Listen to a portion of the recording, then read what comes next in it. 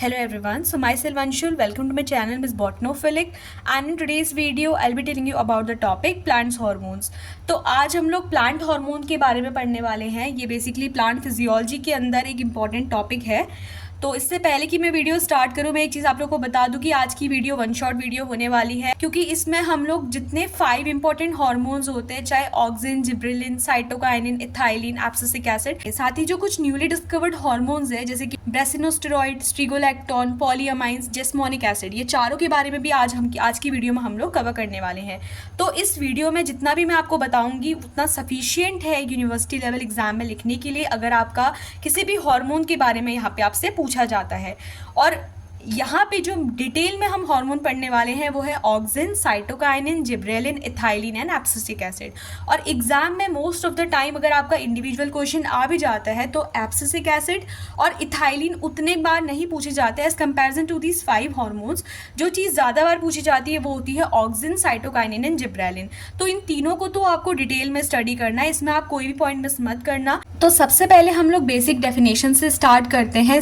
जो plant hormones होते हैं इनको हम लोग पीजीआरस भी बोलते हैं, जिसका मतलब होता है प्लांट ग्रोथ रेगुलेटर, या इन्हीं को हम लोग फाइटो हार्मोन्स बोलते हैं। फाइटो मतलब होता है प्लांट्स। तो अगर कहीं भी आपसे पूछा जाए कि भाई फाइटो मतलब क्या होता है, तो आपको पता होना चाहिए प्लांट्स में जो हार्मोन्स होते हैं। जिस तरीके से ह्यूमंस की बॉडी के अंदर कुछ पर्टिकुलर हार्मोन्स होते हैं, उसी तरीके से प्लांट में जो डे टू डे लाइफ में नॉर्मल एक्टिविटीज चलती है उनको रेगुलेट करने के लिए, उनकी ग्रोथ और डेवलपमेंट को देखने के लिए कुछ हार्मोन्स होते हैं जिनको हम पीजीआर बोलते हैं या फिर फाइटो हार्मोन्स बोलते हैं।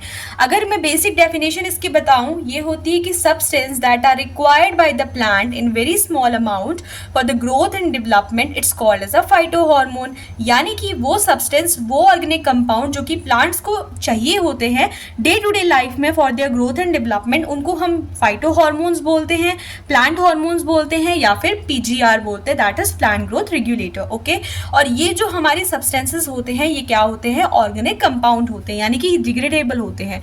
ओके, सबसे पहले हार्मोन्स को किसने मेंशन किया था? तो हार्मोन्स यानी कि यहाँ पे जो हार्मोन्स की बात की जा रही है वो हम पढ़ रहे हैं प्लांट हार्मोन्स के बारे में। तो प्लांट हार्मोन्स को सबसे पहले यानी कि पीजीआर के फॉर्म पे चार्ल्स डार्विन ने मेंशन किया था in his book name power of movement. Okay, तो पावर ऑफ मूवमेंट, ये जो बुक वर्ड है ये आप याद रखो, ये एक इंपॉर्टेंट बुक है जिसमें सबसे पहले डार्विन ने क्या किया था? प्लांट ग्रोथ रेगुलेटर्स के बारे में मेंशन किया था। ये कॉम्पिटिटिव लेवल एग्जाम के पर्पज से काफी इंपॉर्टेंट एक पॉइंट है। तो यहाँ पे जो पीजीआर होते हैं ना, इनकी 3 कैटेगरी होती है, ग्रुप 1, ग्रुप 2, ग्रुप 3। तो ग्रुप 1 में आते हैं हम लोग के ग्रोथ प्रमोटर्स। प्रमोटर मतलब क्या होता है? जो कि सपोर्टर होते हैं। सेकंड जो ग्रुप आता है वो होता है ग्रोथ इनिबिटर, और थर्ड जो ग्रुप आता है वो होता है गैसियस हार्मोन का। देखो, ग्रोथ प्रमोटर होता है ना, कोई चीज किसी चीज को प्रमोट करती है, और जो इनहिबिटर होता है उनका काम होता है किसी चीज को रोक देना। और गैसियस हार्मोन ये एक अलग कैटेगरी है जिसके अंदर हम लोग इथाइलिन को रखते हैं। ओके, तो ग्रुप 1 जो कि ग्रोथ प्रमोटर है, इसके अंदर आता है आपका ऑक्सिन, जिब्रेलिन और साइटोकाइनिन। ओके, ग्रोथ इनिबिटर्स के अंदर आता है एब्सिसिक एसिड जिसको हम एबीए बोलते हैं, और ग्रुप 3 यानी कि गैसियस हार्मोन्स के अंदर आता है इथाइलिन। अब मैंने जस्ट यहाँ पे थोड़ा थोड़ा इनका फंक्शन मेंशन किया है बिकॉज कॉम्पिटेटिव पर्पस में कभी कभी ना आपसे डायरेक्ट क्वेश्चन पूछे जाते हैं कि भाई किस हार्मोन का क्या रोल होता है। तो वो जो एक बेसिक वर्ड होता है वो आपको पता होना चाहिए, जो एक बेसिक सा रोल होता है ना इंपॉर्टेंट, जिसको हम बोलते हैं। तो ऑक्सिन का काम होता है एपिकल डोमिनेंसी को प्रमोट करना, जिब्रेलिन का काम होता है सीड जर्मिनेशन को प्रमोट करना, साइटोकाइनिन का वर्क होता है सेल डिवीजन को प्रमोट करना, जो एब्सिसिक एसिड होता है वो स्ट्रेस हार्मोन होता है, तो वो स्टोमेटा क्लोजर के लिए रिस्पॉन्सिबल होता है। एक हार्मोन को डिटेल में पढ़ेंगे तो वहां पे आपके डाउट्स थोड़े बहुत क्लियर होते रहेंगे। अभी जस्ट आप ये बेसिक पढ़ो कि भाई प्लांट हार्मोन्स क्या होते हैं, कितने टाइप के होते हैं और क्या उनका बेसिक सा फंक्शन होता है। ओके, इथाइलिन की अगर मैं बात करूंगी तो ये फ्रूट राइपनिंग हार्मोन होता है। इसके अलावा कुछ हमारे न्यूली डिस्कवर्ड से हार्मोन्स हैं जैसे कि स्ट्रिगोलैक्टोन, ब्रेसिनोस्टेरॉइड, जिस्मोनिक एसिड, सैलिसाइलिक एसिड, पॉलीएमाइन्स, इनके बारे में भी हम लोग आज की वीडियो में कवर करेंगे। बट जो पहले के मैंने 5 हार्मोन आपको बताए उनके बारे में मैं आपको डिटेल में पढ़ाऊंगी बिकॉज ऑक्सिन, जिब्रेलिन और साइटोकाइनिन, इनके बारे में एग्जाम में बहुत बार इंडिविजुअल क्वेश्चंस आते हैं। ओके, स्ट्रिगोलैक्टोन का काम होता है माइकोराइजल फॉर्मेशन को प्रमोट करना। ओके, ब्रासिनोस्टेरॉइड का काम होता है पॉलन जर्मिनेशन में हेल्प करना। जेस्मोनिक एसिड और जो सैलिसाइलिक एसिड होता है, दोनों ही हमारे स्ट्रेस के टाइम पे रिलीज होने वाले हार्मोन्स होते हैं, तो इनको हम लोग स्ट्रेस हार्मोन भी बोलते हैं। And at the end we have the polyamines, इसके बारे में भी हम लोग डिटेल में पढ़ेंगे इन दिस वीडियो। ओके, तो आई होप कि प्लांट हार्मोन का जो बेसिक सा एक स्ट्रक्चर होता है वो आपको समझ में आया होगा कि प्लांट हार्मोन्स क्या होते हैं, किसने सबसे पहले डिस्कवर किया था, कितने टाइप्स के होते हैं, और कुछ एक्स्ट्रा हार्मोन्स जो मैंने आपको एट द एंड बताए, तो इनके बारे में तो आपको पता होना चाहिए। तो ये जस्ट था बेसिक, यानी कि base of the plant hormones. तो इससे पहले कि मैं ये चीज़ स्टार्ट करूँ, मैंने यहाँ पे पॉइंट टू पॉइंट वो सारी चीज़ें लिखी है जो कि यूनिवर्सिटी लेवल एग्जाम के लिए भी इंपॉर्टेंट है, और आपका बेसिक भी इससे क्लियर हो जाएगा कि किस हार्मोन में क्या चीज़ें इंपॉर्टेंट है। और अगर आप कोई कॉम्पिटिटिव एग्जाम देने जाते हो तो जो क्वेश्चंस होते हैं वो इसमें से ही आएंगे, क्योंकि ये जो चीज़ें हम इसमें पढ़ने वाले ना वीडियो में, यही चीज़ें इंपॉर्टेंट होती है इन पर्टिकुलर हार्मोन्स को लेके। और सबसे इंपॉर्टेंट होता है प्रिकर्सर मॉलिक्यूल। अब इस लेवल पे आपको ये पता होना चाहिए कि जो भी हार्मोन आप पढ़ रहे हो उसका प्रिकर्सर मॉलिक्यूल क्या होता है। तो सबसे पहले हम लोग स्टार्ट करने वाले हैं ऑक्सिन से। ऑक्सिन के बहुत सारे टाइप होते हैं, बट एक मेन जो नेचुरल टाइप का ऑक्सिन होता है उसको हम बोलते हैं IAA, यानी कि इंडोल 3 एसिटिक एसिड। तो इसके बारे में भी आपको पता होना चाहिए कि जो IAA है वो ऑक्सिन की ही कैटेगरी है। सबसे पहले इसका प्रिकर्सर मॉलिक्यूल क्या होता है, तो ऑक्सिन का जो प्रिकर्सर मॉलिक्यूल है उसको हम बोलते हैं ट्रिप्टोफैन। ये जो ट्रिप्टोफैन होता है ना, ये एक इंडोलिक कंपाउंड है, तो उसको हम बोलते हैं कि इंडोल कंपाउंड। इसके अलावा जो ऑक्सिन है वो ग्रीक वर्ड से डिराइव हुआ है, जिसको हम बोलते हैं ऑक्सीन, जिसका मतलब होता है टू इंक्रीज। ओके, धीरे धीरे जब हम फंक्शंस पढ़ेंगे ना, तो वहां पे जाके आपके जितने भी डाउट्स है वो क्लियर होते रहेंगे। सबसे पहले इस प्लांट ग्रोथ जो रेगुलेटर है, हम बोलते हैं कि ऑक्सिन जो है वो फर्स्ट प्लांट ग्रोथ रेगुलेटर है। So it's the first plant growth hormone discovered. अगर पहला फाइटो हार्मोन अगर आपसे पूछा जाता है तो वो है हमारा ऑक्सिन। इसके अलावा आ जाता है सिंथेसिस की साइड कि ऑक्सिन का सिंथेसिस कहाँ पे होता है, तो इसका जो सिंथेसिस होता है वो या तो सैम पे होता है या फिर रैम पे होता है। सैम मतलब होता है शूट एपिकल मेरिस्टेम और रैम मतलब होता है रूट एपिकल मेरिस्टेम। लेकिन यहाँ पे भी जो शूट एपिकल मेरिस्टेम होता है वहाँ पे ये हायर अमाउंट पे होता है, और जो रूट एपिकल मेरिस्टेम है उस पे ये लोअर अमाउंट पे देखने को मिलता है। ओके, देन इसके अलावा ये जो यंग लीव्स होती है, डेवलपिंग फ्रूट्स होते हैं, सीड्स होते हैं, वहाँ पे भी हमें मोस्ट कॉमन ऑक्सिन्स देखने को मिलता है। अब हम देखते हैं केमिकल नेचर ऑफ ऑक्सिन। तो ऑक्सिन का जो केमिकल नेचर था वो सबसे पहले FW वेंट पे डिस्कवर किया था। तो FW वेंट ने सबसे पहले जो था केमिकल नेचर को आइसोलेट किया था ऑक्सिन के। ओके, अब देखो ऑक्सिन के ना बेसिक टू इंपॉर्टेंट टाइप्स होते हैं ऑक्सिन के। पहला होता है हमारा नेचुरल ऑक्सिन और दूसरा होता है हमारा आर्टिफिशियल ऑक्सिन। ओके, आप चाहो तो इन पर्टिकुलर कैटेगरीज के डायग्राम भी याद कर सकते हो कि किस तरीके से इनका स्ट्रक्चर होता है, बट इंपॉर्टेंट ये है कि आपको एटलीस्ट 3-4 नेम यहाँ पे पता होना चाहिए। तो नेचुरल ऑक्सिन की जो कैटेगरी होती है उसके अंदर आता है IAA, IBA, IAN and IAM। Okay, इसके अलावा आर्टिफिशियल की जो कैटेगरी होती है उसमें आता है 2,4-D, alpha NAA, dicamba, tordon and 2,4,5-D। Okay, तो ये कुछ नेम है जो कि आपको पता होना चाहिए। आप चाहो तो इनके एडिशनल स्ट्रक्चर्स भी याद कर सकते हो। लेट सपोज कि क्लास है और वहाँ पे A और B है। A और B में क्या है, बहुत अच्छी फ्रेंडशिप है, तो वो क्या करेंगे, हर एक पॉइंट पे, हर एक चीज़ पे एक दूसरे को सपोर्ट करेंगे। लेकिन अगर A और B में कंपटीशन बहुत ज़्यादा है तो वो क्या करेंगे, कोशिश करेंगे कि भाई मैं एक दूसरे को हम लोग इनिबिट कर सके। ठीक है, एक दूसरे के वर्क को रोकने की कोशिश करेंगे, मोस्ट ऑफ द टाइम यही होता है। तो यहाँ पे क्या होता है, आपको एंटागोनिस्ट वर्ड पता होना चाहिए। एंटागोनिस्ट मतलब होता है कि किसी को रोकना। ओके, किसी के फंक्शन को ऑल्टर कर देना या उसको सप्रेस कर देना, जिसको हम बोलते हैं। और एक होता है सपोर्टर। तो मैंने यहाँ पे लिखा है auxin amount induce ethylene amount, मतलब कि ऑक्सिन और इथाइलिन में क्या है, बहुत अच्छी फ्रेंडशिप है। तो जितना ज्यादा ऑक्सिन का अमाउंट होगा उतना ज्यादा इथाइलिन का अमाउंट होगा, क्योंकि ऑक्सिन का काम होता है इथाइलिन का बायोसिंथेसिस करना, इथाइलिन का फॉर्मेशन करना। Okay, second is auxin and cytokinin. अब मैंने यहाँ पे लिखा है कि ऑक्सिन जब इंक्रीज होता है तो साइटोकाइनिन डिक्रीज होता है। देखो यहाँ पे ऐसे ना कि ये इनके अमाउंट को रिप्रेजेंट नहीं कर रहा है, ये रिप्रेजेंट कर रहा है कि भाई किसमें अच्छी फ्रेंडशिप है और किसमें जो है यहाँ पे एक एनिमी वाला रिलेशन है। ऑक्सिन क्या करता है कि भाई एपिकल डोमिनेंसी को प्रमोट करता है, लेकिन साइटोकाइनिन बोलता है कि मैं तो सिर्फ और सिर्फ लेटरल डोमिनेंसी को प्रमोट करूंगा। ये क्या करता है कि एपिकल डोमिनेंसी को इनहिबिट करता है। तो सिंपल सी बात है कि A और C एक दूसरे का अपोजिट वर्क कर रहा है, तो यानी कि ऑक्सिन और साइटोकाइनिन एक दूसरे के एंटागोनिस्ट है। इसके अलावा एक और रिलेशन होता है ऑक्सिन और ABA यानी कि एब्सिसिक एसिड पे।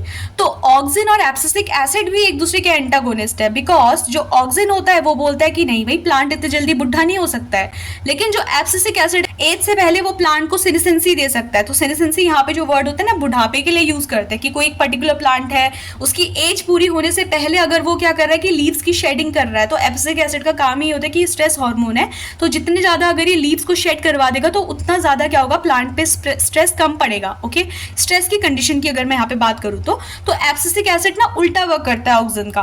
तो ऑक्सिन क्या करता है कि भाई सेनेसेंसी को डिले करता है प्लांट पे, वहीं पे जो एब्सिसिक एसिड होता है वो रिस्पॉन्सिबल होता है प्लांट के सेनेसेंसी के लिए।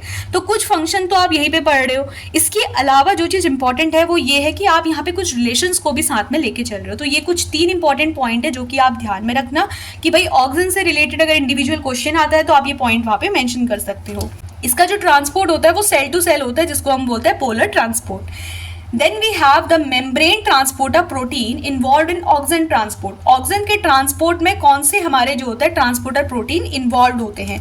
तो यहाँ पे 2 ट्रांसपोर्टर प्रोटीन हमारे इन्वॉल्व होते हैं, एक होता है इफ्लक्स और एक होता है इनफ्लक्स। ओके, तो इफ्लक्स को हम बोलते हैं, इफ्लक्स के लिए पिन 1 प्रोटीन होता है और इनफ्लक्स के लिए ऑक्स 1 प्रोटीन होता है। देखो नाम से क्लियर है, इफ्लक्स मतलब बाहर की तरफ ले जा रहा है। ओके, तो ये क्या करता है कि ये कैरी करता है ऑक्सिन आउट ऑफ सेल, और जो इनफ्लक्स होता है वो कैरी करता है auxin inside the cell. Okay, cell के अंदर लेके आता है। After this we have auxin signalling. अब जैसे कि यहाँ पे एट यूनिवर्सिटी लेवल आपको जस्ट लिगेंड का नेम, इनहिबिटर का नेम, रिसेप्टर का नेम पता हो उतना बहुत सफिशिएंट होता है किसी भी हार्मोन के लिए। ओके, तो अब जैसे कि ऑक्सिन है तो यहाँ पे हमारा जो लिगेंड है वो खुद में ऑक्सिन है, auxin is the ligand in itself. ठीक है, इसके अलावा ऑक्सिन का जो इनहिबिटर है, इनहिबिटर वर्ड मैंने आपको पहले भी बताया कि इनहिबिटर मतलब होते हैं किसी के काम को रोकने की कोशिश करना। तो यहाँ पे ऑक्सिन के जो इनहिबिटर होते हैं वो होते हैं ऑक्स एंड IAA प्रोटीन। ठीक है, यहाँ पे ये जो ऑक्स और IAA प्रोटीन होता है ये क्या करता है कि ARF कॉम्प्लेक्स को डिस्ट्रॉय करता है। ARF मतलब होता है ऑक्सिन रिस्पॉन्स फैक्टर, जो कि DNA में प्रेजेंट होता है। अगर ARF कॉम्प्लेक्स डिलीट हो गया तो डिलीट होने की वजह से ऑक्सिन बाइंड ही नहीं कर पाएगा। ऑक्सिन बाइंड नहीं कर रहा है तो आगे जो ऑक्सिन अपना फंक्शन करता है वो फंक्शन ही नहीं इनिशिएट कर पाएगा, है ना। तो बेसिकली आपको ये पता होना चाहिए कि ऑक्सिन खुद में लिगेंड है, उसका इनहिबिटर ऑक्स या फिर IAA प्रोटीन है। अब हम बात करते हैं इसके रिसेप्टर की। रिसेप्टर मतलब होते हैं कि ऑक्सिन है तो खुद में प्रोटीन ना, जाके किसी रिसेप्टर के साथ बाइंड करेगा। तो बाइंडिंग रिसेप्टर क्या होते हैं इसके? बाइंडिंग रिसेप्टर होता है ABP1। ABP न्यूज तो सुनते होंगे आप लोग, तो ABP1 से याद कर लो, ABP मतलब होता है ऑक्सिन बाइंडिंग प्रोटीन। ओके, और एक होता है हमारा TIR1 यानी कि ट्रांसपोर्ट इनहिबिटर रिस्पॉन्स। तो ये हमने पढ़ लिया ऑक्सिन का जो एक बेसिक इंट्रो होता है कि क्या ऑक्सिन होता है, किस तरीके से सिग्नलिंग में इन्वॉल्व होने वाले उसके इनहिबिटर और रिसेप्टर होते हैं। अब सबसे इंपॉर्टेंट होती है भाई फंक्शनिंग। ऑक्सिन की फंक्शनिंग क्या होती है ये आपको पता होना चाहिए। इस पे इंडिविजुअल क्वेश्चन भी आता है कि ऑक्सिन की फंक्शनिंग क्या होती है। तो इसको याद करने के लिए एक ट्रिक मैंने बनाई है जो कि है PCR। तो ये जो वर्ड PC है ना, PC मतलब क्या है? P for parthenocarpy. Parthenocarpy word आपने सुना होगा कि फॉल्स, किसी भी चीज को अगर कोई चीज फॉल्स है तो उसके लिए हम यहाँ पे यूज करते हैं। So fruit development without fertilisation. तो पार्थेनोकार्पी मतलब होता है कि फ्रूट का डेवलपमेंट होना बिना किसी फर्टिलाइजेशन के, तो उसको हम बोलते हैं पार्थेनोकार्पी। तो पार्थेनोकार्पी की प्रोसेस को इंक्रीज करता है। C से क्या याद रखना है अपने? Cambial activity. कैम्बियल वर्ड आपने सुना होगा, जो कैम्बियल वर्ड होता है वो हम जाइलम फ्लोएम के लिए यूज करते हैं, लेकिन फ्लोएम के रिस्पेक्ट पे जाइलम पे ज्यादा कैम्बियल एक्टिविटी शो करता है। C से आपने एक और चीज याद रखनी है जो कि है सेल डिफरेंशिएशन और सेल इलोंगेशन में भी ऑक्सिन एक इंपॉर्टेंट रोल प्ले करता है। ओके, अब मैंने यहाँ पे वर्ड लिखा है ART पढ़ लिया था। ऑक्सिन का क्या होता है कि भाई एपिकल डोमिनेंसी को प्रमोट करता है, कि promote growth of apical birds and inhibit the lateral bud formation.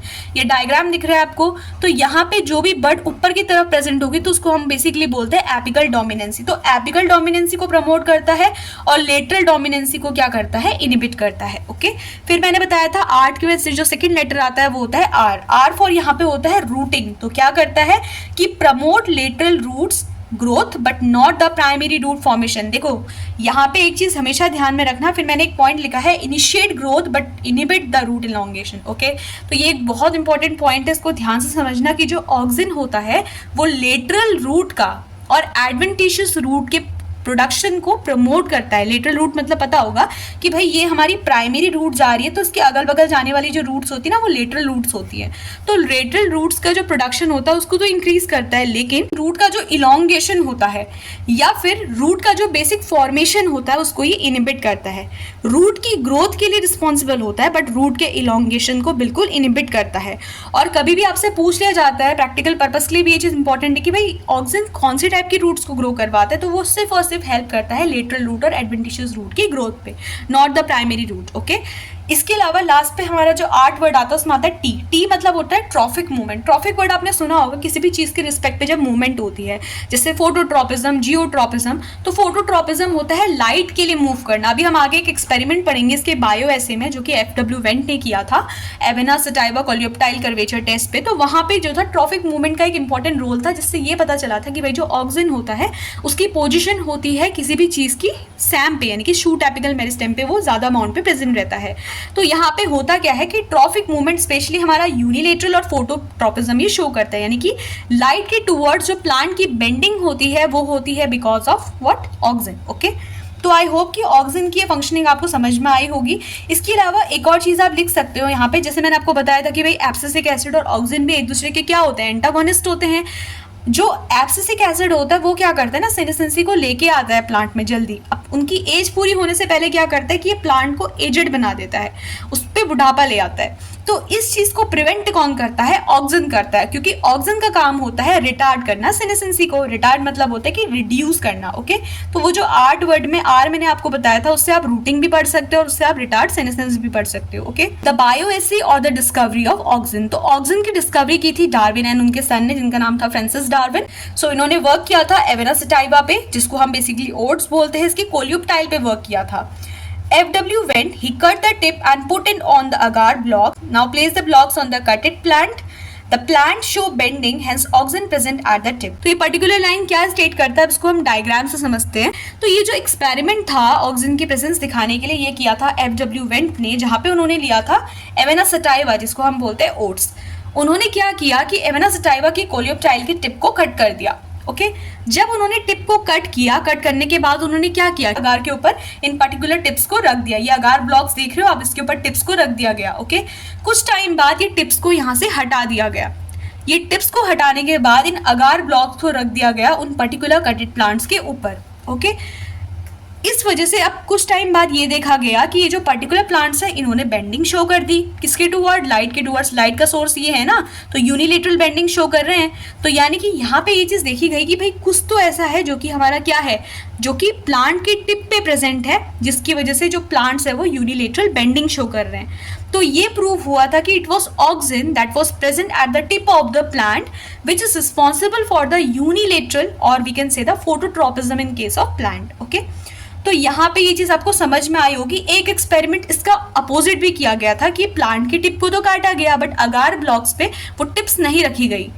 वो टिप्स नहीं रखने के बाद इन अगार ब्लॉक्स को दोबारा प्लांट के ऊपर रखा गया बट उस टाइम पे उन्होंने बेंडिंग शो नहीं की। तो यहाँ पे ये चीज़ जो कंफर्म हुई थी वो इसलिए था कि जब टिप इन अगार ब्लॉक के कांटेक्ट पे आए तो टिप्स से कुछ ना कुछ चीज़ ऐसी थी जो कि अगार ब्लॉक्स पे क्या थी, ट्रांसफर हुई, जिसकी वजह से अगार ब्लॉक्स में इतनी प्रॉपर्टी आई कि वो फोटोट्रॉपिज्म के फेनोमेना को शो करते हैं। तो इसके अलावा ना कुछ बायो ऐसे होता है, ये जो मैंने आपको डायग्रामेटिक रिप्रेजेंटेशन और मैंने आपको लिखा है कि किस तरीके से आप डिस्कवरी पढ़ोगे, तो इसको हम बोलते हैं Avena sativa coleoptile curvature test, जो कि किसने किया था, FW वेंट ने किया था। तो ऑक्सिन की प्रेजेंस को डिटेक्ट कर सकते हैं, तो उसके लिए होता है एलाइसा, जो कि मेजर करता है कंसंट्रेशन ऑफ हार्मोन। इसके अलावा gas chromatography, split pea curvature test, FW Went experiment जो कि मैंने ऑलरेडी आपको बताया था, that was Avena sativa coleoptile curvature test, rice root inhibition test. Okay, जिसमें आपको ऑलरेडी बता चुकी फंक्शन में कि जो ऑक्सिन होता है वो रूट के फॉर्मेशन को इनिबिट करता है उसकी, लेकिन ग्रोथ को प्रमोट करता है। और कौन सी रूट को करता है, या तो लेटरल को या फिर एडवेंटिशियस को। ओके,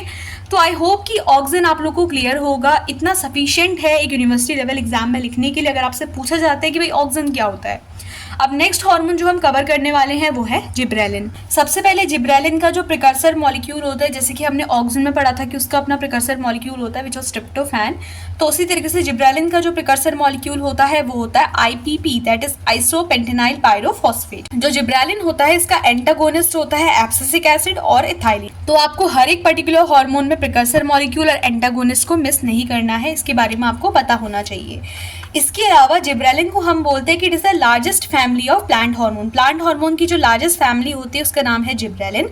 इसका सिंथेसिस होता है प्लास्टिड में और इसका मॉडिफिकेशन होता है ER, that is endoplasmic reticulum and in cytosol.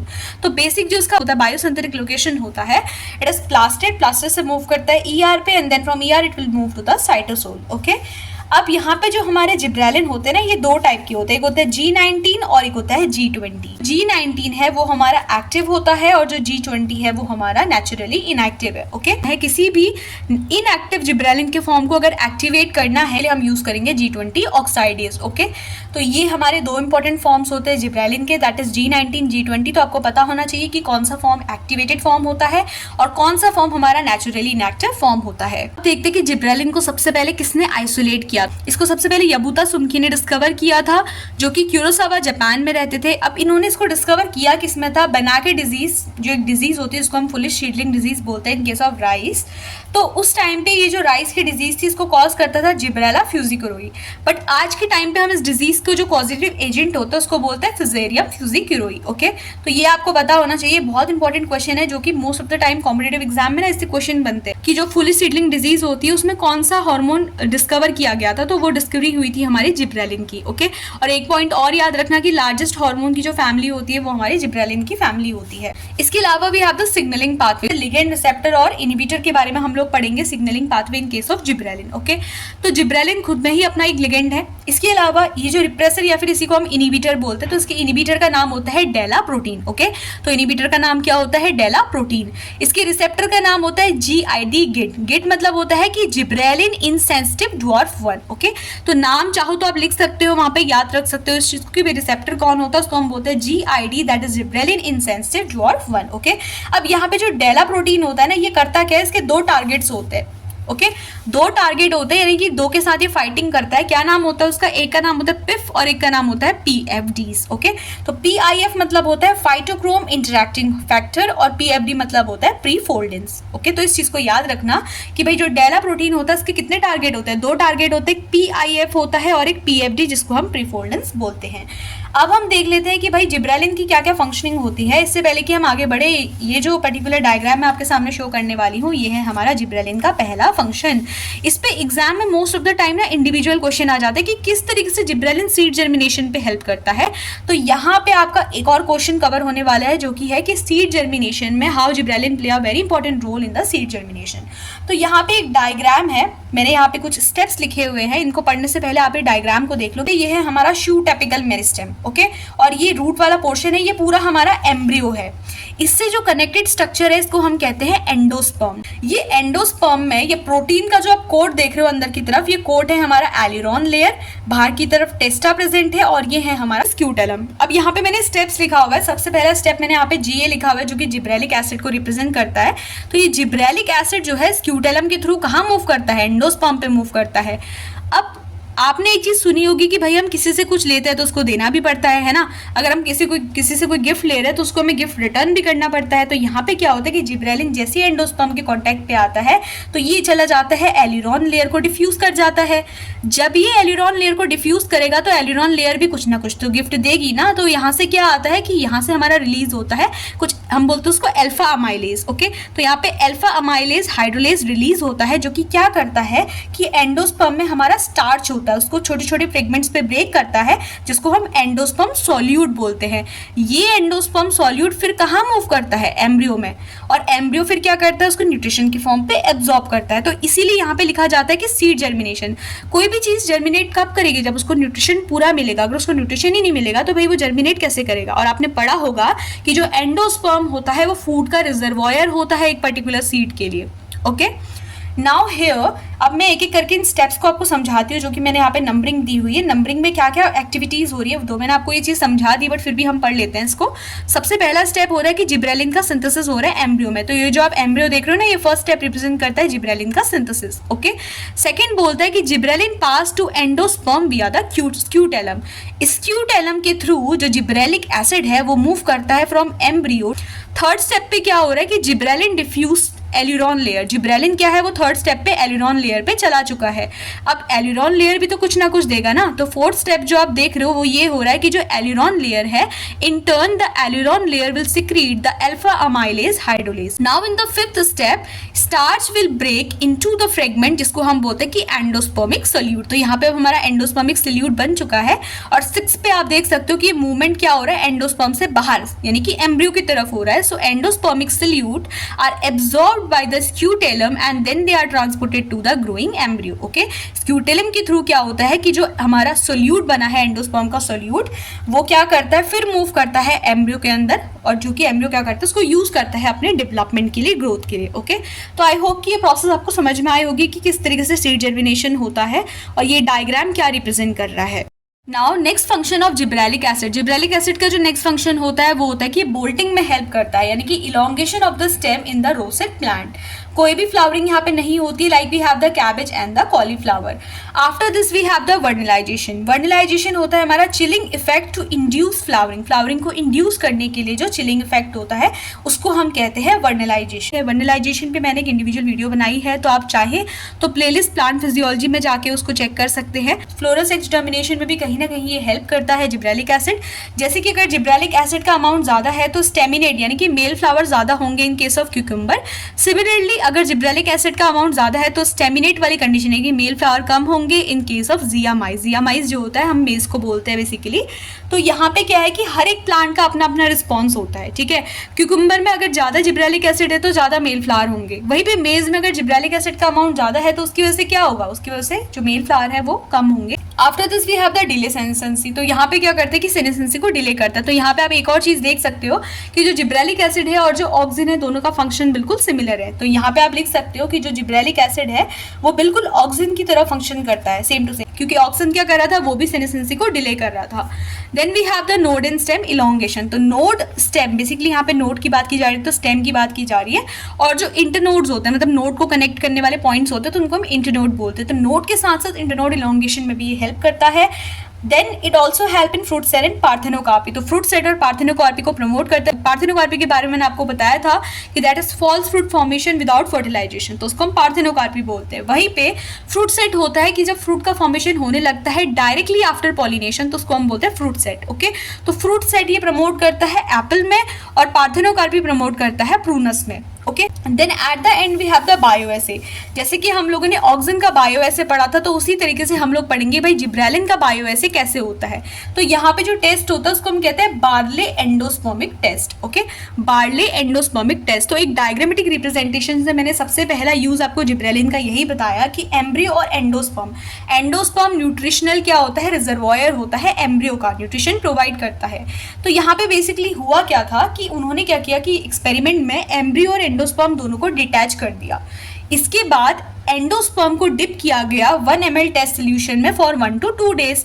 और फिर कुछ टाइम बाद ये देखा गया कि that there is a building up of reducing sugar, और जितना ज़्यादा अमाउंट ऑफ रिड्यूसिंग शुगर होगा उतना ज़्यादा जिब्रेलिन का कंसंट्रेशन होगा। तो दोनों के दोनों डायरेक्टली प्रोपोर्शनल होते हैं एक दूसरे के रिस्पेक्ट पे।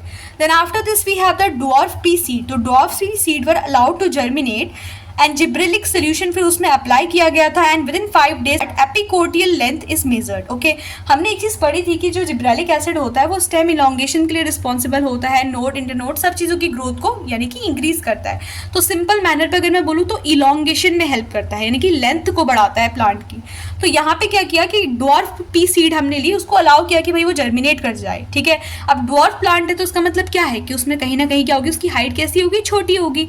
बट कुछ टाइम बाद देखा गया कि उसमें हमने जिब्रेलिक एसिड को अप्लाई किया, जिब्रेलिक एसिड या जिब्रेलिन का सोल्यूशन को अप्लाई करने के बाद विद इन 5 days ये देखा गया कि उसके जो एपिकोटियल निकला था किसमें से, जर्मिनेटेड सीड में से, उसकी जो लेंथ है वो काफ़ी हद तक इंक्रीज हुई है। तो यहाँ पे ये चीज़ पता चली कि भाई जिब्रेलिन जो होता है वो रिस्पॉन्सिबल होता है प्लांट की ग्रोथ, उसकी लेंथ को इंक्रीज करने के लिए। ओके, तो यहाँ पे जो है ये बायोएसे मेथड है जिस तरीके से हम लोग जिब्रेलिन का पता कर सकते हैं। तो इसमें कौन से 2 बायोएसे मेथड होते हैं, एक होता है बार्ले एंडोस्पर्म मेथड और एक होता है dwarf pea seed method. Okay, now after gibberellin we have cytokinin. Okay, तो अब हम लोग साइटोकाइनिन के बारे में पढ़ेंगे।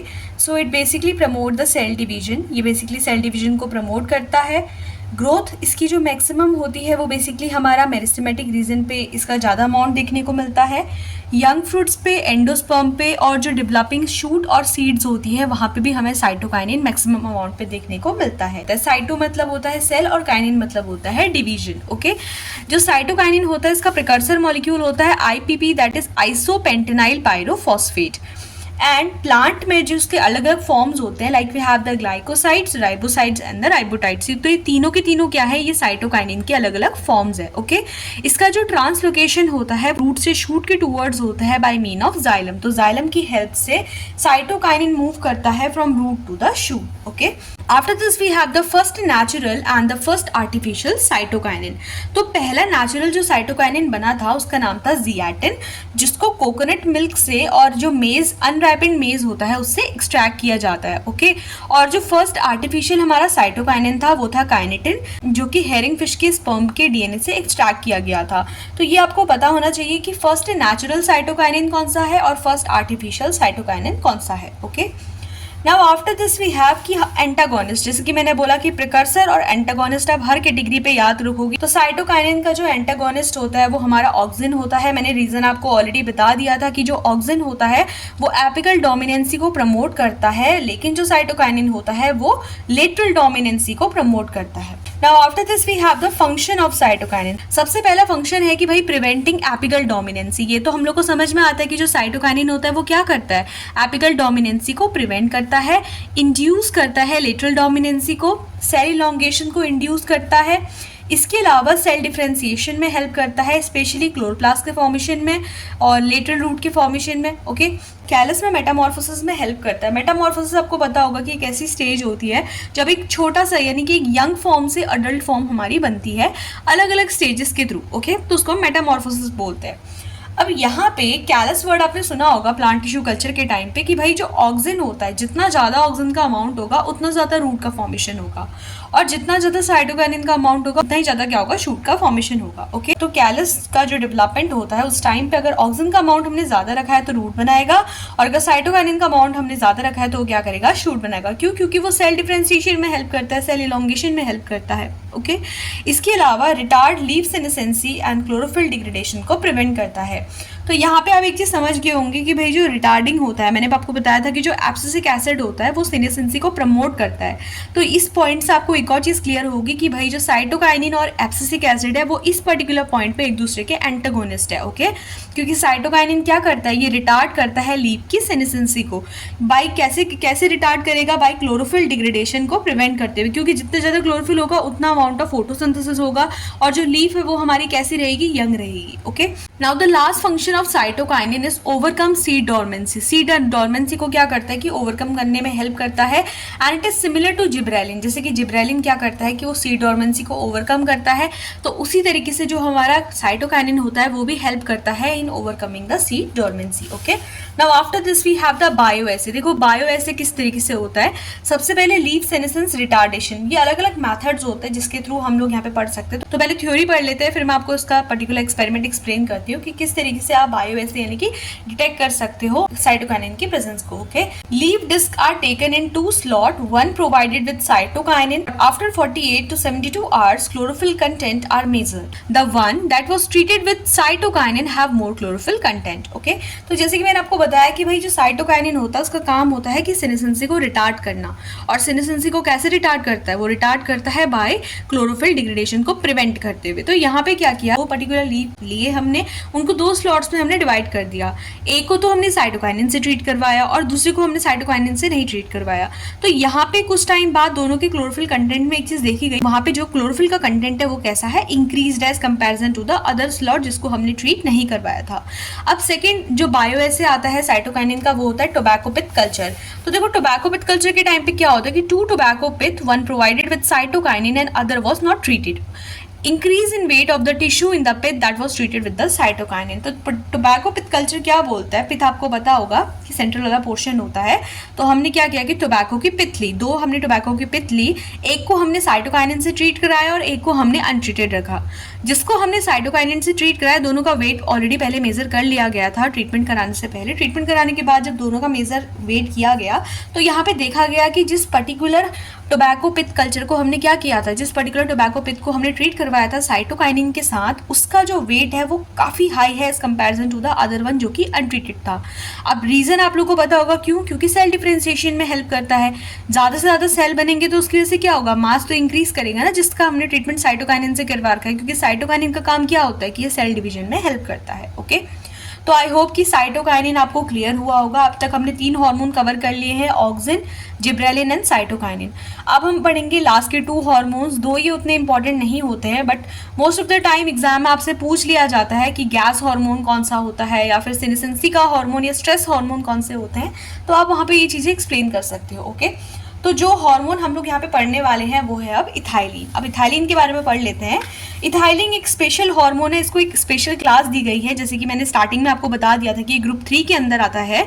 तो इथाइलिन को हम बोलते हैं गैस हार्मोन। ओके, इसका जो प्रिकर्सर होता है वो होता है मेथियोनाइन, इसको हम फ्रूट राइपनिंग हार्मोन भी बोलते हैं। इसका जो फॉर्मूला होता है वो होता है C2H4। इस तरीके से इसका स्ट्रक्चर बनता है, कार्बन के बीच में डबल बॉन्ड रहता है और यहाँ पे हमारे एक कार्बन के पास 2 हाइड्रोजन हमारे अटैच रहते हैं। ओके, इसका जो लोकेशन होता है, इथाइलिन कहाँ पे हमारा बनता है, बेसिकली फ्रूट्स पे देखने को मिलता है, लीफ पे, रूट पे और सीड पे, बट जो मैक्सिमम अमाउंट होता है वो हमारा फ्रूट्स पे होता है, इसलिए हम इसको फ्रूट राइपनिंग हार्मोन बोलते हैं। ओके, नाउ अब हम इसका देख लेते हैं कि ट्रांसपोर्ट कैसा होता है। तो उसका ट्रांसपोर्ट होता है डिफ्यूजन के थ्रू, as they are hydrophilic. Hydrophilic मतलब अगर आपको पता हो तो हाइड्रो मतलब होता है वाटर, फिलिक मतलब होता है loving. Okay, so they can easily cross the plasma membrane. तो प्लाज्मा मेम्ब्रेन को क्या करते हैं, ये इजीली क्रॉस कर जाते हैं। तो ट्रांसपोर्टेशन तो इनका डिफ्यूजन के थ्रू होता है, as they are hydrophilic so they can easily cross the plasma membrane. आराम से प्लाज्मा मेम्ब्रेन को क्रॉस करते हुए क्या है कि डिफ्यूजन के थ्रू ये हमारा मूव कर सकते हैं through out the plant body. Okay, show triple response. तो इथाइलिन क्या करता है कि ट्रिपल रिस्पॉन्स शो करता है, यानी कि रिड्यूस करता है स्टेम इलॉन्गेशन को, इंक्रीज करता है स्टेम की थिकनिंग को। तो यहाँ पे 2 वर्ड है, स्टेम इलॉन्गेशन, स्टेम थिकनिंग। ये वर्ड आई होप कि आपको समझ में आ रहा होगा कि अगर कोई प्लांट इस तरीके से बढ़ता है तो वो क्या होता है कि उसकी लेंथ होती है। तो सबसे पहली बात तो ये स्टेम इलॉन्गेशन को रिड्यूस करता है। ओके, ये प्लांट में हाइट इंक्रीज नहीं करवाता है, प्लांट में विड्थ को इंक्रीज करवाता है, उसकी थिकनेस को बढ़ाता है। थिकनेस मतलब कि इस तरीके से, जिसको हम विड्थ बोलते हैं। तो हाइट को तो इनहिबिट करता है, बट विड्थ को क्या करता है, ये प्रमोट करता है।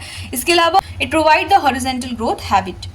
Now after this we have mostly release during the stress condition। तो स्ट्रेस कंडीशन के टाइम पे बेसिकली रिलीज होता है, चाहे वो ड्रॉट की कंडीशन हो या फिर चिलिंग या फिर फ्लड लाइक कंडीशन हो। Okay, now after this we have auxin और इथाइलिन। ये मैंने आपको स्टार्टिंग में ही बता दिया कि ऑक्सिन का काम होता है इथाइलिन का बायोसिंथेसिस करना। ठीक है, तो जितना ज़्यादा ऑक्सिन का अमाउंट है उतना ज़्यादा इथाइलिन का हमारा फॉर्मेशन होगा।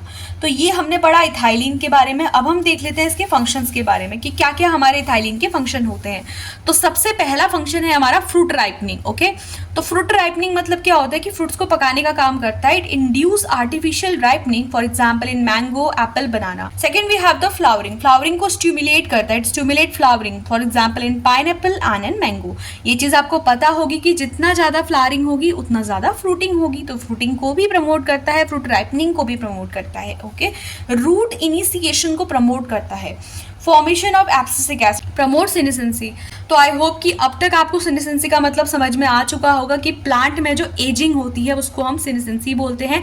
तो उस चीज़ को ये प्रमोट करता है, यानी कि इथाइलिन क्या करता है कि इथाइलिन एंटागोनिस्ट होता है ऑक्सिन का, जिब्रेलिन का, जो कि प्लांट की सेनेसेंसी को क्या कर रहे थे, रिड्यूस कर रहे थे। बट ये जो पर्टिकुलर 2 हार्मोन्स होते हैं इथाइलिन, एब्सिसिक एसिड, इनको हम स्ट्रेस हार्मोन की कंडीशन पे रखते हैं, जिस वजह से इनका काम क्या होता है कि प्लांट में सेनेसेंसी लेके आते हैं, लीव्स की शेडिंग करवा देते हैं, ताकि प्लांट में जो स्ट्रेस है ना वो रिड्यूस हो जाए। अगर डिक्रीज जियोट्रोपिज्म, जियोट्रोपिज्म को डिक्रीज करता है, उसकी टुवर्ड्स जो सेंसिटिविटी होती है। Then we have they promote the apical dominance. Apical dominance को प्रमोट करते हैं, ब्रेक करते हैं सीड की डोमिनेंसी को। तो सीड डोमिनेंसी को ब्रेक करने का काम किसका होता है, इथाइलिन का होता है। ये इसका एक मेजर फंक्शन है। एब्सिसिक एसिड जिसको हम स्ट्रेस हार्मोन बोलते हैं। ओके, इसका जो प्रिकर्सर मॉलिक्यूल होता है वो होता है IPP, that is isopentenyl pyrophosphate. मैं आपको ऑलरेडी बता चुकी हूँ। इसका जो ट्रांसपोर्ट होता है वो जाइलम या फिर फ्लोएम के थ्रू होता है। सिंथेटिक पाथवे पढ़ लेते हैं इसका, बिकॉज इसमें ज़्यादा कुछ ऐसा थ्योरेटिकल हमको नहीं मिलेगा मैटर, लेकिन इसका सिंथेटिक पाथवे अब बहुत सिंपल सा होता है। यहाँ पे जो इसका सिंथेसिस हो रहा है ना वो 2 फेजेस पे होता है, एक प्लास्टिड पे होता है और एक साइटोसोल पे होता है। मतलब वैसे एक पूरी एक चेन के फॉर्म पे यहाँ पे सिंथेसिस होता है, बट कुछ स्टेजेस स्टेजेस प्लास्टिड पे होती है और कुछ स्टेजेस हमारी साइटोसोल पे होती है। सबसे पहले मैंने आपको बोला कि भाई इसका प्रिकर्सर क्या है, isopentenyl pyrophosphate is the precursor molecule of abscisic acid. तो इससे बनता है जियाजेंथिन, क्या बनता है हमारा, वियोलेक्सेंथिन बनता है। इसके बाद से आ जाता है neoxanthin, then we have the xanthoxin and finally we have the ABA that is abscisic acid. Okay, तो ये पर्टिकुलर चेन है जो कि आप याद कर लो कि भाई IPP से लेके नियोक्सेंथिन तक जो होता है प्लास्टिड पे इसका सिंथेसिस होता है। जेंथॉक्सिन से जो एब्सिसिक एसिड बन रहा है वो साइटोसोल पे बनता है। ओके, तो इस पर्टिकुलर पाथवे को आप लोग याद कर लीजिए कि किस तरीके से हमारा एब्सिसिक एसिड का फॉर्मेशन होता है। अब हम लोग देख लेते हैं कि भाई एब्सिसिक एसिड की क्या क्या फंक्शनिंग होती है। तो सबसे पहले स्टोमेटा ओपनिंग इनहिबिट करता है ड्यूरिंग द स्ट्रेस कंडीशन। देखो स्ट्रेस कंडीशन के टाइम पे स्टोमेटा अगर ओपन होंगे ना तो ज़्यादा ट्रांसपिरेशन होगा। ये चीज़ें आप लोगों ने फिजियोलॉजी के बेसिक में पढ़ी होगी। प्रमोट रूट ग्रोथ को प्रमोट करता है और इनहिबिट करता है शूट की ग्रोथ को। Okay, then we have the promote seed dormancy को प्रमोट करता है, इनहिबिट करता है सीड के जर्मिनेशन को। सीड जर्मिनेशन में कौन पार्ट कर रहा था, पार्टिसिपेट कर रहा था जिब्रेलिन, यानी कि एब्सिसिक एसिड और जिब्रेलिक एसिड एक दूसरे की क्या है, हमारे यहाँ पे एंटागोनिस्ट है। ओके, क्योंकि जो एब्सिसिक एसिड है वो सीड जर्मिनेशन को इनहिबिट करता है और हमने जिब्रेलिन में क्या पढ़ा था कि वो सीड जर्मिनेशन को प्रमोट करता है।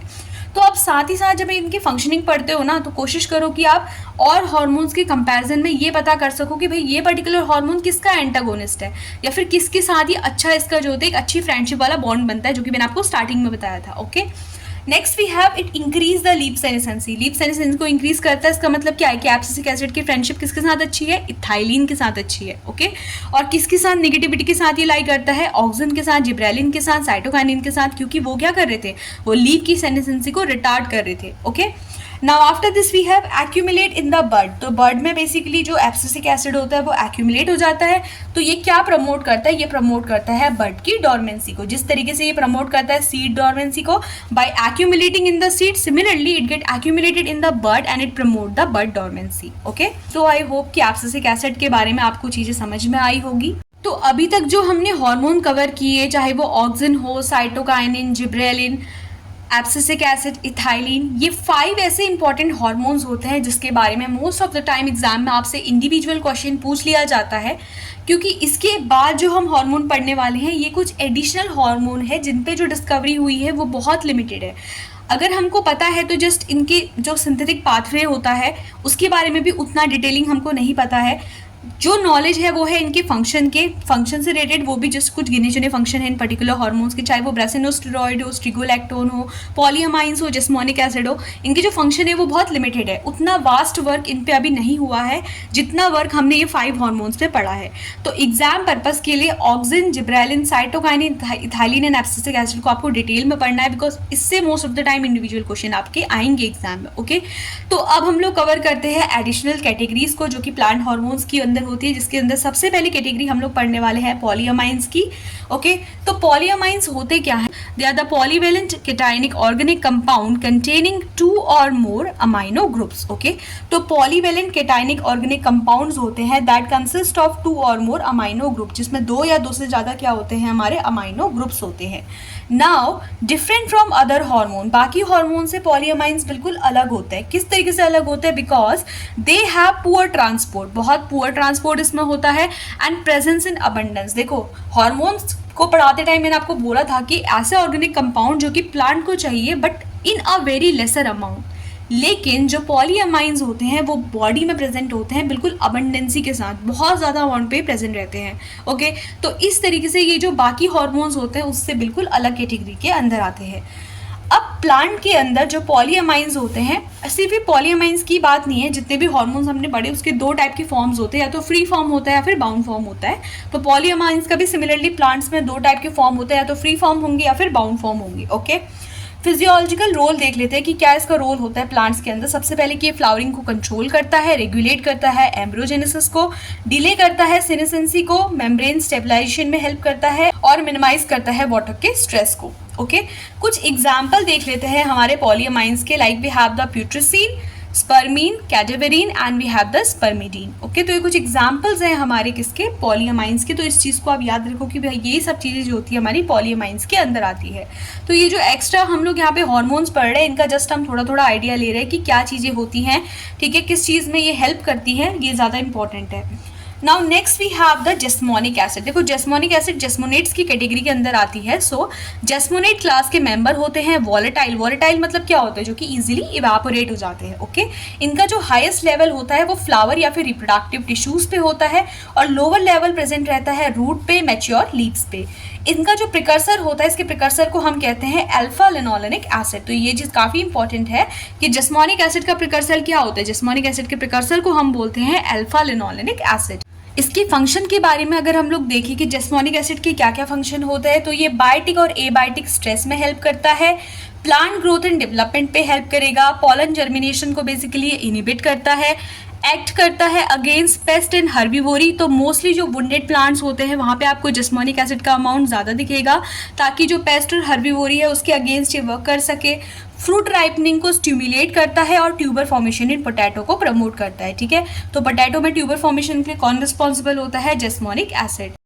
तो अब हम देख लेते हैं कि बायोसिंथेसिस ऑफ जेस्मोनिक एसिड। जेस्मोनिक एसिड का फॉर्मेशन किस तरीके से होता है? तो बहुत सिंपल सा पाथवे होता है, कोई इतना डिफिकल्ट नहीं होता है इसको याद करने के लिए। अगर आपको किसी भी पर्टिकुलर हार्मोन में कोई डिफिकल्टी हो रही है या फिर उसका कंटेंट आपको कम मिल रहा है, तो आप वहाँ पे बायोसिंथेटिक पाथवे एक्सप्लेन कर सकते हो। ओके, तो उसका जो सिंथेसिस होता है वो क्लोरोप्लास्ट और पेरोक्सिसोम पे होता है और जिस पाथवे से बनता है उसको हम कहते हैं ऑक्टाडेकेनोइक पाथवे। ओके, तो हम क्या बोलते हैं उसको? ऑक्टाडेकेनोइक पाथवे। अब ये जो हमारा पाथवे होता है इसमें स्टार्टिंग कैसे होता है? तो ये मैंने आपको बताया कि जो हमारा जेस्मोनिक एसिड होता है उसका हमारा प्रिकर्सर मॉलिक्यूल होता है अल्फा लिनोलेनिक एसिड। तो ये जो अल्फा लिनोलेनिक एसिड होता है इस पे कौन एक्ट करता है? लाइपो ऑक्सीजनेज, जो कि इसको बनाता है क्या? पेरोक्साइड। ओके, अब ये जो पेरोक्साइड होता है इस पे आके कौन एक्ट करता है? इस पे एक्ट करता है एलील ऑक्साइड सिंथेज। तो एलील ऑक्साइड सिंथेज जब पेरोक्साइड पे एक्ट करेगा तो उससे हमारा बनता है एलील ऑक्साइड। ओके, क्या बनता है? Allele oxide. अब ये जो एलील ऑक्साइड है इस पे कौन एक्ट करेगा? Allele oxide cyclase. ठीक है, बहुत सिंपल सा है ना। तो इस पे एक्ट करेगा एलील ऑक्साइड साइक्लेस, जो कि क्या बनाए देगा? 12 oxophytodienoic acid. Okay, 12 oxophytodienoic acid. अब इस पे एक्ट करेगा रिडक्टेज, जो कि हमारा फॉर्मेशन करेगा जेस्मोनिक एसिड का। तो ये बेसिक बायोसिंथेटिक पाथवे होता है जेस्मोनिक एसिड का, जो कि आप मेंशन कर सकते हो एग्जाम में। ओके, नाउ इसका जो रिसेप्टर होता है, एक पॉइंट आप और नोट कर लो इसमें जेस्मोनिक एसिड पे कि इसका रिसेप्टर क्या होता है। इसके रिसेप्टर का नाम होता है COI1, यानी कि कोरोनेटिक इंसेंसिटिव 1। तो क्या नाम होता है इसका? कोरोनेटिक इंसेंसिटिव 1। तो ये चीज आपको पता होनी चाहिए कि इसका रिसेप्टर कौन होता है? जेस्मोनिक एसिड का। Now let's study about brassinosteroid. देखो ब्रासिनोस्टेरॉइड का जो हमारा प्रिकर्सर होता है उसको हम कहते हैं IPP, that is isopentenyl pyrophosphate. Okay, इसका जो बायोसिंथेसिस होता है वो एक C28 कंपाउंड से होता है जिसको हम कैम्पेस्ट्रॉल बोलते हैं। इसका जो इनिबिटर होता है उसका नाम होता है BK1। ओके, BK1 बोलते हैं। रिसेप्टर का नाम होता है BR1, that is brassinosteroid insensitive 1। Okay, now after this we have इसकी डेफिशिएंसी से क्या हो जाता है? तो इसकी डेफिशिएंसी से ड्वार्फिज्म होता है प्लांट पे। तो मेक श्योर कि आपको ये चीज़ पता होनी चाहिए कि ब्रासिनोस्टेरॉइड प्लांट में क्यों इंपॉर्टेंट है, क्योंकि वो ड्वार्फिज्म को बेसिकली क्या करता है? प्रिवेंट करता है। अगर ब्रासिनोस्टेरॉइड का अमाउंट ही नहीं होगा तो प्लांट बेसिकली क्या हो जाएंगे? हमारे ड्वार्फ हो जाएंगे। अब हम लोग देख लेते हैं कि इसके क्या क्या फंक्शन होता है, या सिंपल मैनर पे अगर मैं बोलूँ तो क्या यूजेस होते हैं ब्रासिनोस्टेरॉइड के। ग्रेविट्रोपिज्म को प्रमोट करता है, मतलब कि ग्रेविटी के टुवर्ड्स जो प्लांट का एक सेंसिटिव नेचर होता है उसको ये प्रमोट करता है। जाइलम डिफरेंशिएशन में हेल्प करता है, डिले करता है लीफ की सेनेसेंसी को, सेल इलोंगेशन पे हेल्प करता है, पॉलन ट्यूब फॉर्मेशन में मदद करता है। It help in pollen tube formation. Biotic abiotic stress के टाइम पे रिलीज होता है, इसलिए इसको भी हम स्ट्रेस हार्मोन बोलते हैं। और फोटोमॉर्फोजेनेसिस पे बहुत इंपॉर्टेंट रोल प्ले करता है। फोटोमॉर्फोजेनेसिस पे मैं कोशिश करूंगी कि मैं एक वीडियो अपलोड करूं जहाँ पे आप लोग को बेसिकली जो फोटोमॉर्फोजेनेसिस होता है, प्लांट लाइट की प्रेजेंस पे प्लांट किस तरीके से अपना एक्सटर्नल डेवलपमेंट शो कर रहा है, इस पर्टिकुलर टॉपिक पे भी मैं वीडियो अपलोड करने की कोशिश करूंगी जहाँ पे फाइटोक्रोम और क्रिप्टोक्रोम के बारे में हम लोग डिटेल में पढ़ेंगे। ओके, तो आप लोग चैनल से जुड़े रहिए और जितने भी आपके क्लासमेट्स हैं जिनका भी ये पर्टिकुलर टॉपिक है related to their syllabus, you can share the video to them also. Okay, तो अब हम लोग पढ़ते हैं the last hormone of this video, जो कि है हमारा स्ट्रीगोलेक्टोन। तो स्ट्रीगोलेक्टोन का जो प्रिकर्सर होता है उसको हम कहते हैं, वो भी हमारा IPP होता है, दैट इज आइसोपेंटेनाइल पायरोफॉस्फेट, जिसको हम बोलते हैं आइसोपेंटेनाइल पायरोफॉस्फेट। सबसे ज्यादा इसकी जो अबंडेंसी होती है वो रूट पे होती है। इसका जो एंटागोनिस्ट है वो CK यानी कि साइटोकाइनिन है, क्योंकि साइटोकाइनिन क्या करता है कि लेटरल डोमिनेंसी को प्रमोट करता है, लेकिन जो स्ट्रीगोलेक्टोन है वो हमारा एपिकल डोमिनेंसी को प्रमोट करता है। मतलब कि स्ट्रीगोलेक्टोन की फ्रेंडशिप किसके साथ साथ अच्छी है, ऑक्सिन के साथ ज़्यादा अच्छी है, ठीक है। साइटोकाइनिन से इसकी बनती नहीं है क्योंकि साइटोकाइनिन लेटरल डोमिनेंसी को प्रमोट करता है, बट स्ट्रिगोलेक्टोन प्रमोट करता है एपिकल डोमिनेंसी को। मोस्ट कॉमन अगर हम बोले तो उसके कुछ एग्जाम्पल जैसे कि strigol and we have the orobanchol. Inhibit cytokinin biosynthesis, ये हम ऑलरेडी पढ़ चुके हैं। इसका एक फंक्शन ये होता है कि भैया साइटोकाइनिन के बायोसिंथेसिस को क्या करेगा, इनहिबिट करेगा। इसका जो बायोसिंथेसिस होता है वो होता है फ्रॉम 40 कार्बन कंपाउंड जिसको हम कैरेटीन बोलते हैं, ओके। तो कैरेटीन जो होता है उससे इसका सिंथेसिस बायोसिंथेसिस होता है जो कि अपने आप में क्या है, 40 कार्बन कंपाउंड है। तो स्टिगोलेक्टोन की क्या क्या फंक्शनिंग होती है, सबसे पहले रूट आर्किटेक्चर पे एक इंपॉर्टेंट रोल प्ले करता है, वैम की ब्रांचिंग पे हेल्प करता है और उसकी ग्रोथ पे। वैम क्या होता है, वैम मतलब होता है वेसिक्यूलर अर्बिस्क्यूलर माइकोराइजल फंजाई। आपको पता होगा कि एक टाइप का माइकोराइजल एसोसिएशन है जिसके अंदर अर्बिस्क्यूल्स और वेसाइकल्स देखने को मिलते हैं। वैम पे मैं डिटेल वीडियो बताऊंगी तो वहां मैं आपको वैम के बारे में सिर्फ और सिर्फ वैम के बारे में हम लोग पढ़ेंगे। फिलहाल आप इतना याद कर लो कि एक टाइप का माइकोराइजल एसोसिएशन होता है। मैंने स्टार्टिंग पे ही आपको बताया था कि स्टिगोलेक्टोन का काम होता है माइकोराइजल एसोसिएशन को प्रमोट करना, ओके। तो वैम की जो ब्रांचिंग होती है उसकी ग्रोथ के लिए रिस्पॉन्सिबल होता है, स्टिमुलेट करता है कैम्बियल एक्टिविटी को एंड सेकेंडरी ग्रोथ को, okay. And it also stimulate the parasite plant seed germination. जो पैरासिटिक प्लांट्स होते हैं यानी कि इंसेक्टिवोरस प्लांट, अगर बेसिकली मैं इसको सिंपल मैनर पे कहूँ आपसे, तो इंसेक्टिवोरस प्लांट जो होता है उसमें सीड जर्मिनेशन में ये काफ़ी इंपॉर्टेंट रोल प्ले करता है, that is strigolactone, okay. So I hope कि आज की ये जो प्लांट हार्मोन्स पे मैंने वीडियो बनाई थी आप लोग के लिए हेल्पफुल रही होगी। मैंने कोशिश करी है कि जितने भी हमारे इंपॉर्टेंट हार्मोन्स हैं, चाहे वो ऑक्सिन हो, cytokinin, gibberellin, abscisic acid, ethylene, इनके बारे में तो हमने काफ़ी डिटेल में यहाँ पे पढ़ा है, specially auxin, gibberellin and cytokinin. इसके अलावा जो एक्स्ट्रा हार्मोन्स हमारे अभी तक के डिस्कवर हुए, चाहे वो स्टिगोलेक्टोन हो, ब्रेसिनोस्टेरॉइड, जिस्मोनिक एसिड या फिर पॉलीअमाइंस हो, ओके। तो इन सब के बारे में हम लोगों ने आज की वीडियो में यहाँ पे कवर किया है। तो अगर आज का ये वन शॉट वीडियो आप लोग के लिए हेल्पफुल रहा है तो आप प्लीज़ अपने फ्रेंड्स और क्लासमेट्स के साथ मेरी वीडियो को ज़रूर शेयर करें। इसके अलावा कोई भी डाउट्स अगर आपको वीडियो में फेस होते हैं तो आप फ्रीली कमेंट सेक्शन पे पूछ सकते हैं। इसके अलावा I try to upload more one shot videos on plant physiology, ताकि इससे पहले कि आप लोगों के एग्जाम्स हो आपको इन पर्टिकुलर टॉपिक में हेल्प मिल सके। कोई भी इसके अलावा टॉपिक है जिस पे आपको कंफ्यूजन फील होता है तो आप लोग मुझे कमेंट सेक्शन पे बता सकते हैं। So that's all for today's video. If the video is helpful then please like, share and subscribe. Thank you.